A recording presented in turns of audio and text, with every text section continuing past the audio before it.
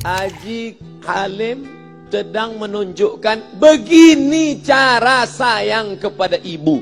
Wahai kalian yang tak menghormati ibu, yang menyepelekan ibu, yang merendahkan ibu. Malam ini lihat, beliau tidak ada ceramah, tidak ada tausiah, tapi langsung dibuat begini cara menghormati ibu. Ini sekarang banyak orang tak menghormati ibu. Berapa banyak ibu yang awalnya bantu-bantu, lama-lama jadi pembantu. Dulu dia tidak tarawih, kenapa? Karena kita menangis merengek di rumah. Sekarang di hari tuanya dia tidak tarawih juga. Kenapa? Dia menjaga cucunya. Berapa banyak itu terjadi. Jangan sampai. Dia tidak pernah menolak cucunya, dia sayang.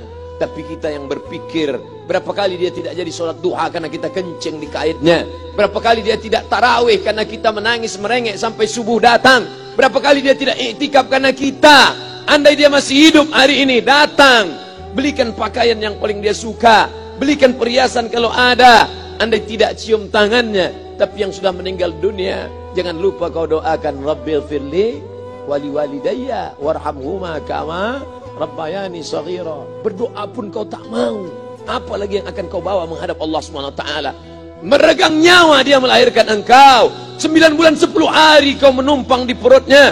2 tahun kau menyusu, melahirkan, menetes darahnya dalam badanmu.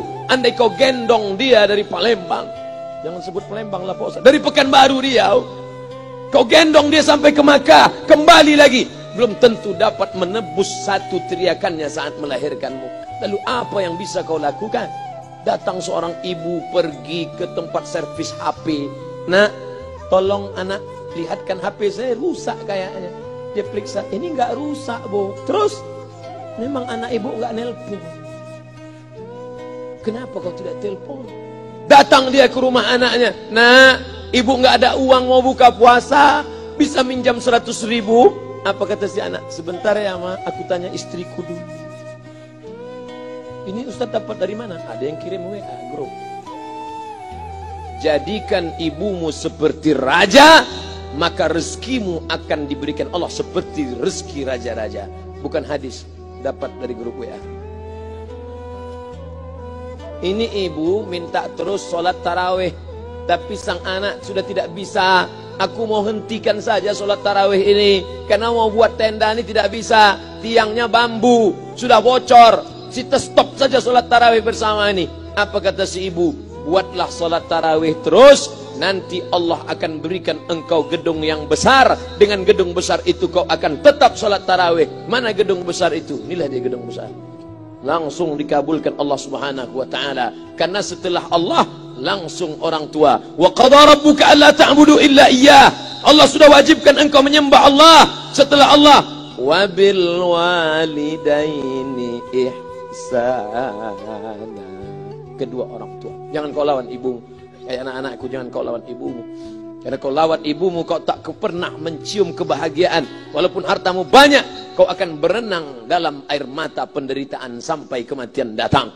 Ada pezina hidup di dunia senang, ada pecandu narkoba hidup di dunia senang, tapi orang yang durhaka tetap dapat dosanya dibalas Allah di akhirat. Di dunia coba dapat. Ustaz, kalau di akhirat dapat, di dunia dapat, untuk apa lagi di dunia? Yang di dunia itu DP-nya. Nanti di akhirat akan kau dapatkan cashnya. Oleh sebab itu jangan main-main dengan ibu. Datang seorang laki-laki, ya Rasulullah, izinkan aku mati syahid. Karena orang yang mati syahid itu tidak akan merasakan sakratul maut illa kal qars, seperti cubitan pada tangan. Izinkan aku mati syahid, karena kalau aku mati syahid tidak akan ada azab kubur. Izinkan aku mati syahid, karena kalau aku mati syahid tidak akan ada hisab, langsung masuk surga. Nabi bertanya, alaka min ummin, ibumu masih hidup? Ibumu ada di rumah? Ya. Ilzam rijlaiha fathammal jannah. Urus tapak kakinya, akan kau dapati surga di sana. Tak perlu kau mati syahid, tapak kakinya kau urus, kau dapati surga di sana. Kalau tapak kakinya kau urus dapat surga, apalagi kau urus kepalanya, apalagi kau urus badannya. Pulang dari sini, urus ibumu, mandikan dia, belikan pakaian yang baik, cari makanan kesukaannya. Kalau dia sudah meninggal, maka kau datang ke sana, langsung dapat tisu. Bapak Ibu yang dimuliakan Allah Subhanahu wa taala. Ini Ustadz suaranya menggelegar nih, marah apa? Enggak, saya tak marah. Terus dikasih aja Alim buka nasi kuning tadi. Makanya suara menggelegar. Dimasukkan Pak Kapolda daging sama ayam 3. Masya Allah, ini kari Palembang nih Pak Ustaz. Mantap, menggelegar suara kita di luar. Bapak Ibu yang dimuliakan Allah Subhanahu wa taala, datang seorang laki-laki, kata Nabi sallallahu alaihi wasallam, nanti akan ada laki-laki yang datang kemari minta doanya, doanya kabul. Sahabat heran, kami yang hidup sama Nabi, kami yang perang sama Nabi, kami yang jihad sama Nabi, kenapa mesti minta doa dia? Dia tidak pernah ketemu Nabi. Pokoknya nanti kalau dia datang, minta doa sama dia. Setelah Nabi SAW meninggal, barulah dia datang. Orang itu bernama Uwais Al-Qarni. Kenapa doanya makbul? Dia merawat ibunya. Kalau ibumu kau rawat, doamu dikabulkan Allah Subhanahu wa taala. Apa yang kita lihat malam ini adalah buah bakti kepada seorang ibu. Ya Rasulullah, man ahaqqun nas bi husni sahabati? Siapa yang paling layak mendapatkan baktiku? Ummuka. Siapa lagi? Ummuka. Siapa lagi? Ummuka. Ibumu, ibumu, ibumu. Summa man? Siapa lagi? Abuka. Kami, Ustadz, Jenderal Bintang 5, alim ulama, kami hanya dapat 1, sedangkan kalian ibu dapat 3. Ibumu, ibumu, ibumu. Kenapa ibu dapat 3? Karena ibu bisa melakukan 3. Ibu mengandung, ibu melahirkan, ibu menyusukan. Kalau bapak mau dapat 3, coba yang 3. Pulang dari sini, pergi ke tempat jual kelapa muda, beli 1. Jangan dibelah, ikat di perut 9 bulan 10 hari. Kalau mau merasakan melahirkan, pulang dari sini, pergi ke tempat jual mangga. Telan bulat-bulat, keluarkan bulat-bulat. Emang enak jadi perempuan. Mereka luar biasa. Tanya ibumu, berapa kali dia meninggalkan puasa Ramadan? Saat mengandung engkau, 30 hari dia tak puasa. Saat menyusukan tahun pertama, 30 hari dia tak puasa. Saat menyusukan tahun kedua, 30 hari dia tak puasa. Saat dia mau ganti qadha tahun berikutnya, adik mau menyusul. Hari ini dia belum mengqadha puasanya, dia terhutang di hadapan Allah. Lalu apa yang bisa kau lakukan? Malam ini betul-betul disadarkan. Alhamdulillah, ibu saya masih hidup, umurnya 70 tahun. Saya akan pulang dari kajian malam ini. Nampaknya malam ini saya yang ceramah, saya yang tausiah. Tapi saya mengambil pelajaran. Pulang dari sini, saya akan lebih sayang pada emak saya. Saya lebih cinta kepada ibu saya. Saya malu, saya hanya pandai berceramah, berkata. Tapi orang sudah mengamalkannya langsung. Haji Halim membelikan gelang ibunya 2 kali sampai 4 kali setahun. Gelang cincin. Sudah dibelikan 2 bulan, hilang. Kemana? Ada orang susah tadi aku kasih. Ternyata itu yang membuat rezeki melimpah ruah. Maka rezeki buah yang sudah matang harus kita joloknya dengan apa? Dengan berbakti kepada ibu. Bapak ibu yang dimuliakan Allah, saudara-saudaraku yang dimuliakan Allah Subhanahu wa taala. Ibu ini luar biasa. Sampai-sampai ibu, Ustaz jangan nunjuk pakai tangan kiri lah. Oke, pakai kanan. Ibu, andai ngomong ibu salah, tetap dikabulkan Allah Subhanahu wa taala. Ada seorang ibu memanggil anaknya, "Ya Juraij, wahai Juraij." Anaknya sedang beribadah. Ibadah pada Allah atau nyambut ucapan ibu? Allah lebih mulia, dia diam. "Ya Juraij." Dia tetap diam. "Ya Juraij." Dia tetap diam. Dia tidak jawab seruan ibunya. Sampai akhirnya ibunya berkata, apa kata ibunya? "Allahumma la tumitshu hatta turihi wujuhal mumisat." Jangan matikan Juraij sebelum matanya melihat wanita, maaf, tunasusila. Jangan matikan Juraij sebelum matanya melihat wanita tunasusila, WTS PSK, orang nakal, orang jahat. Tidak mungkin ahli ibadah matanya melihat orang jahat. Tapi takdir berkata lain. Tak lama setelah ucapan sang ibu, ada seorang WTS PSK hamil, tidak diketahui suaminya, ditangkap, ditanya, "Siapa yang menghamilimu?" Apa kata si perempuan? "Yang menghamiliku adalah Juraij."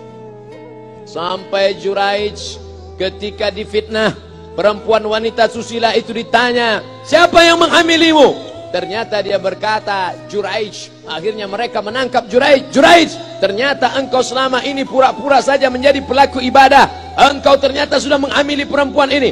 Mereka menghancurkan tempat ibadah Juraij. Tapi kemudian Juraij sabar. Dia katakan, "Nanti tunggu anak itu lahir, kalian baru tahu."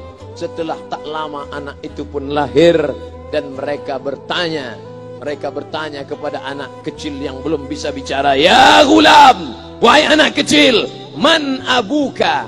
Who is your father?" Siapa bapakmu? Hai anak kecil, siapa bapakmu? Juraij menusuk pusar anak itu dengan telunjuknya. Dia mau tunjukkan kepada orang ramai bahwa dia tidak salah, dia tidak pezina, dia tidak melakukan perbuatan dosa. "Ya gulam, hai anak kecil, man abuka? Siapa bapakmu?" Apa kata anak kecil itu? Ko-boy.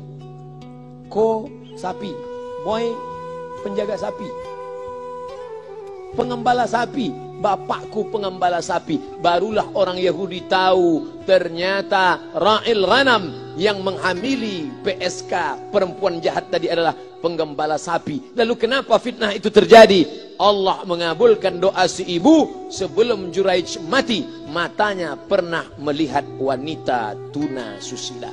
Oleh sebab itu ibu jangan sampai kalau marah sama anak memanggil anak dengan kata-kata yang tak baik. Setan, hantu. Kalaupun marah panggil dia, calon wali kota. Kalau marah betul, calon gubernur. Sini sebentar. Doa ibu dikabulkan Allah Subhanahu wa taala. Saya setahun setiap bulan Februari ceramah di Kuala Lumpur seminggu. Kuala Lumpur, Selangor, Sarawak, Kuching, kemudian Malaka, Ipoh, Negeri Sembilan. Ketika saya tausiah datang ibu-ibu makcik Malaysia. Assalamualaikum. Waalaikumsalam. Ustaz Somad. Ya. Saya nak jumpa dengan emak Ustaz. Loh, ngapa jumpa emak saya? Jumpa saya lah. Ustaz pasti dididik oleh seorang ibu. Saya ingin jumpa ibu Ustaz. Saya sangka dia mau jumpa saya. Ternyata ibu di tengah para habaib diambil diri seorang profesor, dibalik diri seorang gubernur, wali kota, Kapolda. Di dalam diri mereka ini adalah orang-orang luar biasa, tapi dilahirkan oleh perempuan-perempuan yang super luar biasa. Betul? Mereka ini semua dibesarkan perempuan. Makanya ada ungkapan al-jannatu tahta aqdamil ummahat, surga di bawah telapak kaki ibu. Tapi ada yang mengatakan itu dulu Pak Ustaz. Sekarang sudah berubah, surga di bawah telapak kaki babysitter. Karena banyak yang menitipkan anaknya kepada penitipan anak. Jangan Bu, walaupun kau wanita karir, tidak seberapa itu. Tidak dapat kau tebus kehilangan masa-masa manja mereka dengan pendidikan. Ini banyak ibu-ibu sekarang sudah tidak lagi mengurus anaknya. Padahal 6 tahun pertama, the golden age, usia emas, ibu harus ikat hubungan emosional dengan anak. 2 tahun pertama, susukan. 2 tahun kedua, lompat-lompat, lari-lari, lucu-lucu. 2 tahun ketiga, mulai menghafal surat-surat pendek. Umur 7 tahun, baru dia sholat. Begitu. Sekarang banyak. 2 tahun pertama, dia titipkan ke Al-Baqarah, sapi betina. 2 tahun kedua, dia titipkan ke PAUD dan BUUD. 2 tahun ketiga, dia titipkan ke TK. Akhirnya anak putus kontak. Setelah anak remaja, baru ibunya nanya, Ustadz, kenapa anak saya lebih mau curhat sama pacarnya daripada sama saya?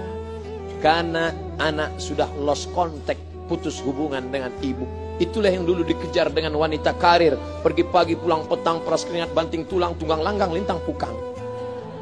Tak dapat kau tebus dengan apapun.